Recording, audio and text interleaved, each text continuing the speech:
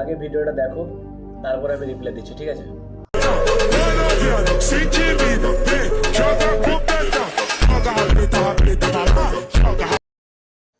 তো 2024-এর ফিজিকটা দেখে মনে হলো যে 45 থেকে 50-এর মধ্যে বডি ওয়েটটা হবে, কিন্তু 2025-এর ফিজিকটা দেখে তো আই এম তো অবাক। মানে পুরো একদম 80 থেকে 85 কেজি ওয়েটের মধ্যে চলে গেছে, ঠিক আছে? মানে এক বছরে বিল্ড করেছে কত, 30-40 কেজির কাছাকাছি, ঠিক আছে?